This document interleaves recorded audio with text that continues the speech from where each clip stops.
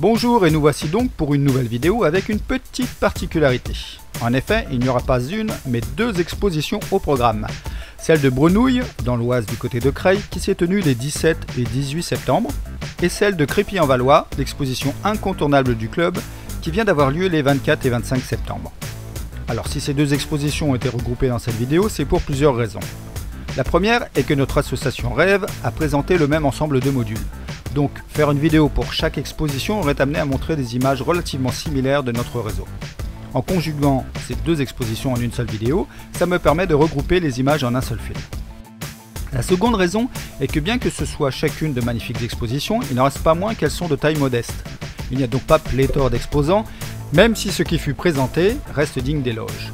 Donc, afin de ne pas proposer des images relativement identiques dans deux vidéos, j'ai préféré tout regrouper en une seule, que voici.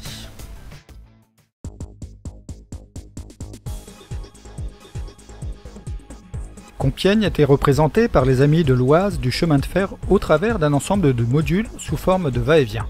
À chaque extrémité, une ingénieuse coulisse à tiroir permet de changer le train qui parcourt la ligne.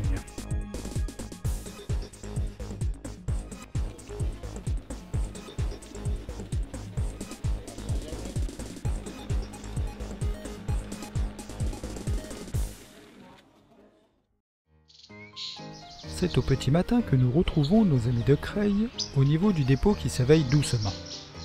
L'aiguilleur se prépare à prendre note des circulations et manœuvres du jour. Les ouvriers préparent le charbon sous l'œil vigilant du chef à la casquette rouge. Le boulanger termine sa dernière fournée de croissants dont son épouse en aura mis de côté pour les cheminots voisins. À la gare, non loin de là, les premiers passagers prennent possession des quais. La campagne est donc encore calme, mais le passage du premier direct du matin sonnera la reprise de l'activité humaine.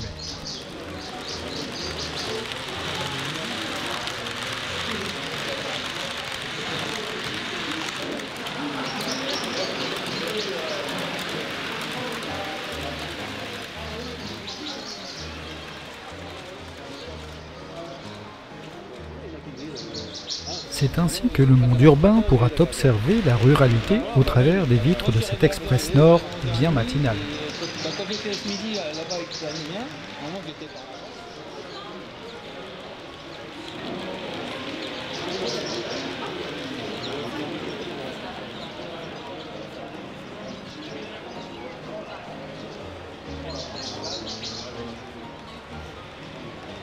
Mais les passagers ont-ils eu juste le temps de voir ces terres et ceux qui la travaillent, que déjà le premier arrêt est annoncé.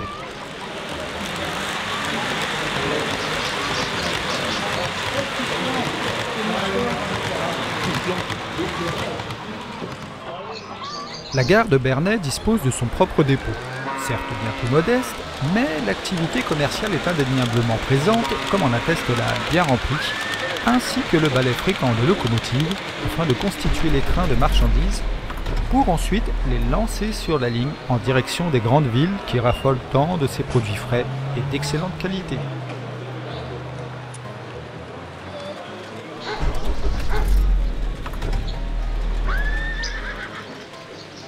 Le train est déjà en gare alors que le livreur n'est pas encore là. Pas de doute, ça signifie qu'il est en retard, car la ponctualité de l'express du matin est sans égal. Autant dire que les freins de son camion sont superflus dans la descente de la gare, et tant pis si ça remue sur les pavés. Les cajots de fruits et légumes n'ont qu'à bien se tenir. Au pire, madame sera ravie d'avoir de la salade gratuite, ou tombée du camion comme on dit, pour le dîner. Si à Bernay certains sont pressés, dans le grand dépôt, la BB 8100 n'est pas en reste. C'est que le chef du dépôt n'est pas très commode. L'heure c'est l'heure, comme il aime le rappeler au traînard. C'est pourquoi le chauffeur n'hésite pas à consommer des ampères dans chacune de ses manœuvres. Doucement, gamin, tu vas nous la transformer en fer à repasser cette machine? S'exclame l'aiguilleur du haut de son poste. Lui aussi doit vite activer les leviers et les bons pour que tout se déroule sans accroc. Comme l'aiguilleur le soulignait si subtilement, le conducteur est un petit jeune qui subit ici un petit bizutage en règle. En effet, les mécanos du dépôt se sont cachés sous la rotonde afin de regarder le genou se dépatouiller avec les commandes du pont tournant. Autant dire que le moteur du pont va lui aussi consommer des ampères tant la maîtrise des commandes est... comment dire... approximative?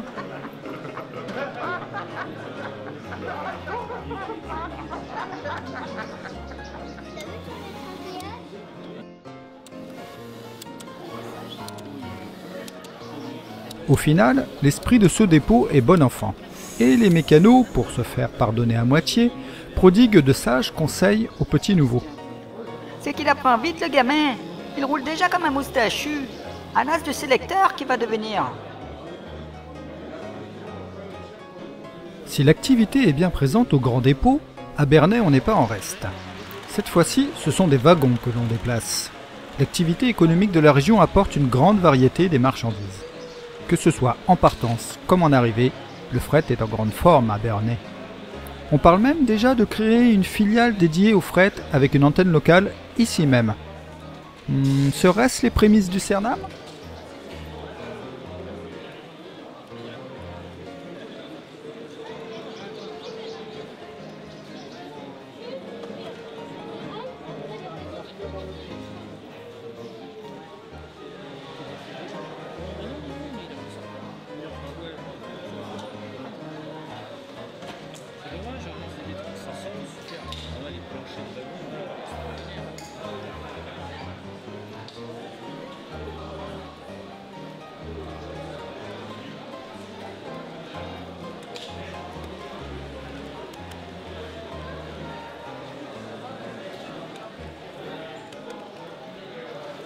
Les convois se font de plus en plus longs, mais avec une limite qui reste la longueur de la voie de refoulement juste avant la mise en ligne. Cette dernière étape est orchestrée par un chef de dépôt là aussi bien sérieux. C'est qu'il faut savoir former les trains à temps et surtout ne pas rater les fenêtres de départ entre les nombreux trains de voyageurs.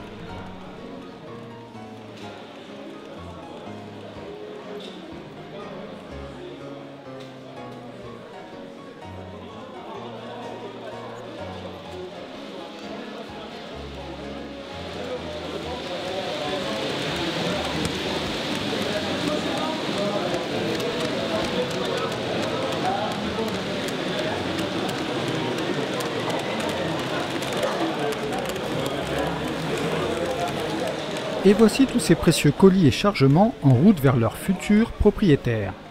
Ce départ de train nous fait revenir au grand dépôt. En effet, une toute nouvelle rame va être mise en circulation afin de réaliser quelques tests pour s'assurer de sa conformité vis-à-vis des installations. L'heure est donc aux manœuvres pour l'insérer au trafic sur la ligne principale.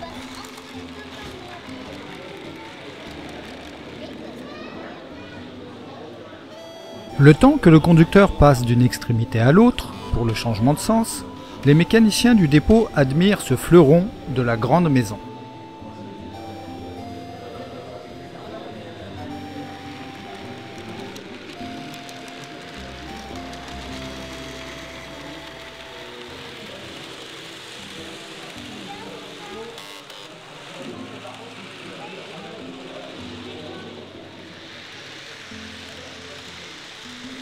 Alors que cette nouvelle rame rapide fonce dans la campagne, d'autres trains avancent à vitesse mesurée du fait de leur pénible et lourde charge tractée.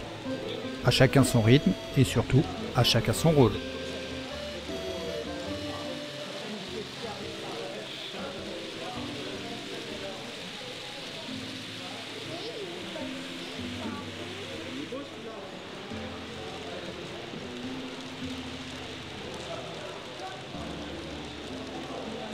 L'agriculture locale est riche en blé. Aussi, chaque semaine, un long train transportant cette précieuse céréale emprunte la bifurcation à destination des industries agroalimentaires régionales.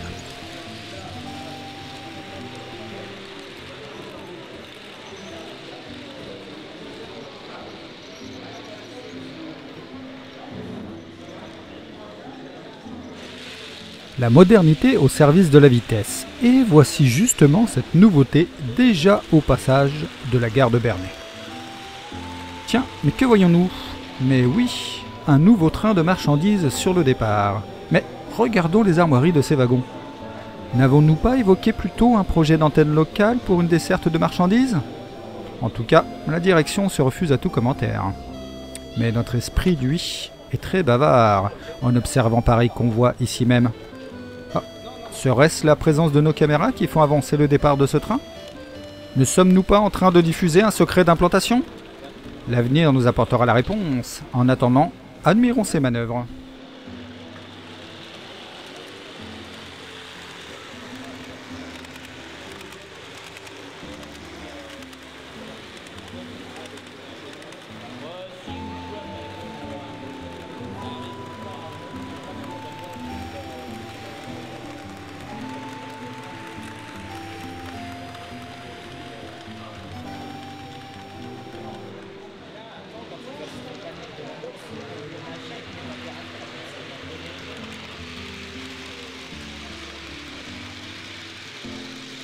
Et voilà pour Brenouille.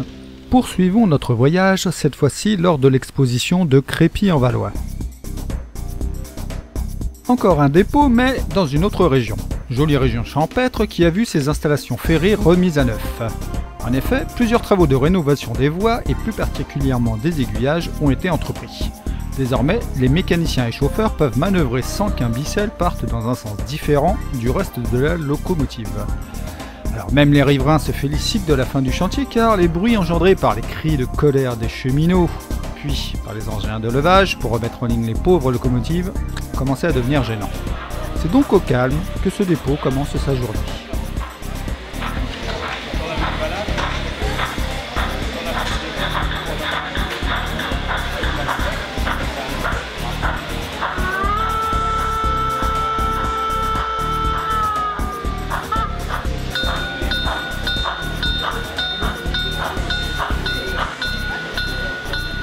Lorsque je parle de calme, c'est tout relatif. En effet, si les cheminots locaux sont désormais apaisés, il ne faut pas oublier que la frontière teutonne n'est pas loin. Et il arrive qu'un équipage d'outre-Rhin y transite le temps de récupérer un nouveau convoi pour le retour. Pas étonnant donc de croiser ici une vapeur au pied rouge.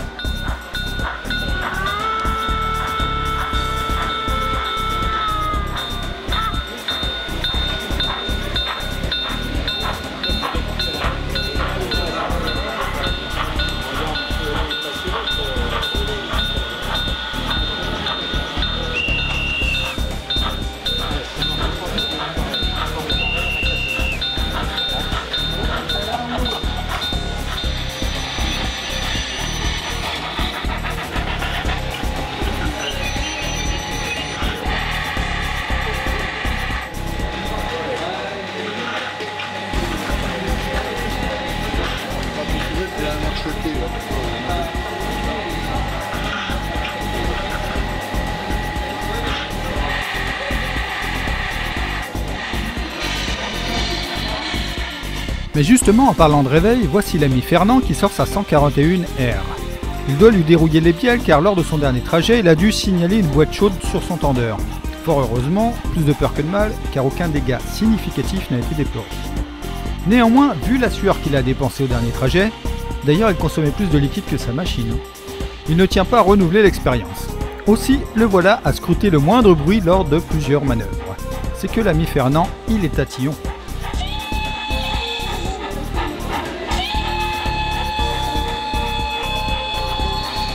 Tatillon est pas sourd on dirait, je crois qu'il m'a entendu parler de lui. Bon bah je vais rester aux abords et tant pis si je ne rentre pas dans l'emprise du dépôt, parce qu'il a beau avoir une fioule, je n'en risquerai pas moins de prendre un bon bloc de charbon là au passage de sa 141R. Prudence et mère de sûreté.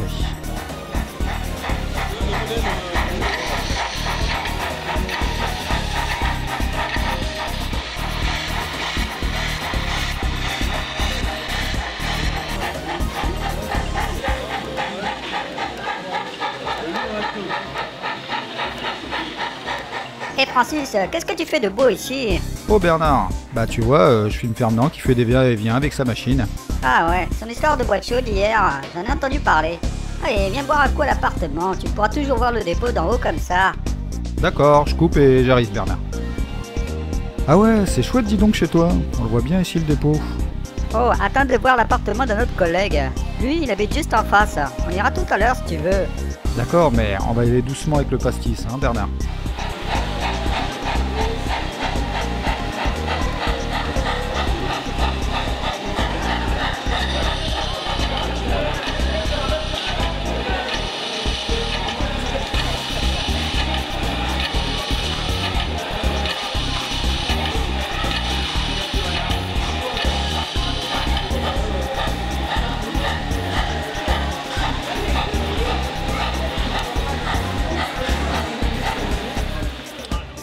Ah, mais tu ne m'avais pas menti, Bernard. On est pile en face du dépôt, là. Mais dis voir, c'est pas un peu bruyant d'habiter ici, si près du dépôt? Oh, tu sais, à force de travailler avec les vapeurs, l'oreille s'y habitue. Et puis tu vois, dans ces appartements, il n'y a que des cheminots. C'est que la grande maison qui les a fait construire pour nous héberger. Comme ça, plus de raison d'être à la bourre au boulot. Ah oui, vu comme ça, en effet. Bon, en tout cas, il y en a un qui doit se muscler à changer le levier de sa machine. Hein. C'est Fernand, il n'arrête pas, là. Tu vas voir que le chef va lui retenir sur son salaire l'usure des rails.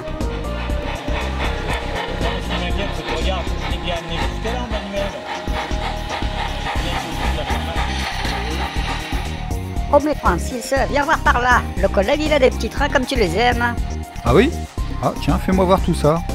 Regarde, celui-ci il est à l'échelle G.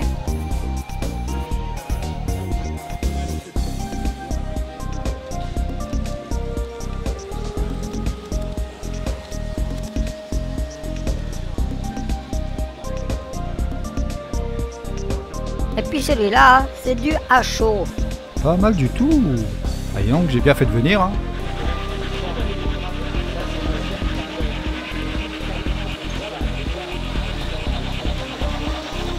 Écoute Bernard, je te remercie beaucoup pour cette invitation, mais je dois filer maintenant.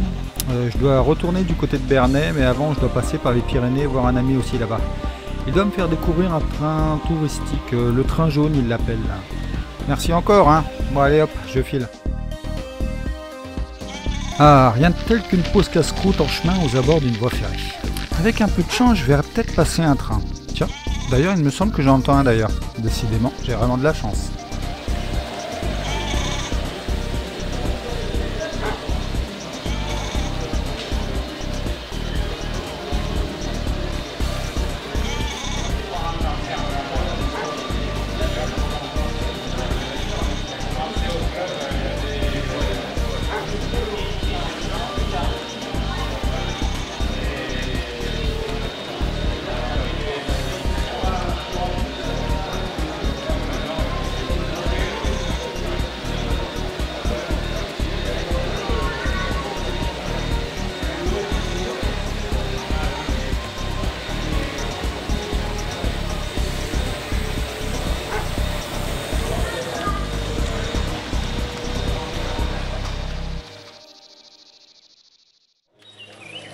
Ah, je suis impatient de le voir, moi, ce train jaune. Mais c'est quoi ce bruit? Oh, mais tu as vu? Je pense que j'ai des hallucinations. J'ai cru voir un drôle de wagon. Rassure-moi, tu l'as vu comme moi? Ah non, désolé, je regardais les pêcheurs. Il y en a un qui a pris une belle truite, on dirait. Bon, bah, ça doit être l'altitude. Faire une randonnée, ça doit également fatiguer les neurones, on dirait. Bon, allez, on poursuit notre marche. Tiens, revoilà ce bruit, mais... Oh, mais regarde ce truc, le même truc bizarre qui passe, là. Aïe, on dirait que je suis pas le seul à le voir. Et pile devant les gendarmes. Bonjour la clôture et sa voiture. Je n'imagine même pas les explications qu'il va devoir donner. Ah bah revoilà le wagon étrange. Et donc les cheminots de la région, ils doivent être de drôles de rigolos.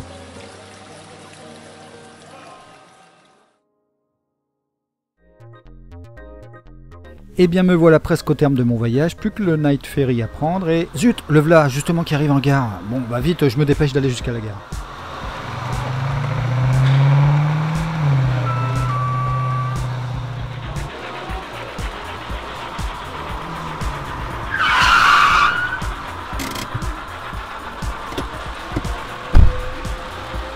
Ouf, juste à temps. Bon, voyons voir, j'ai mon billet sur moi, oui. Allez hop, en voiture.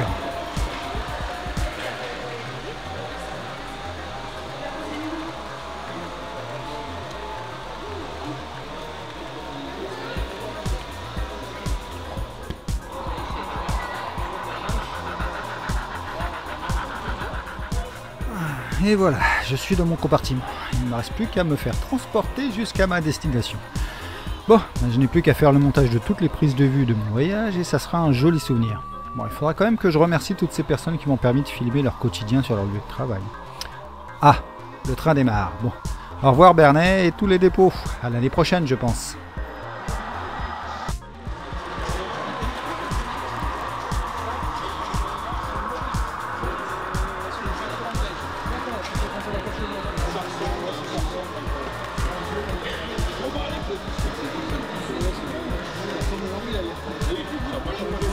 Parce que maintenant ils associent.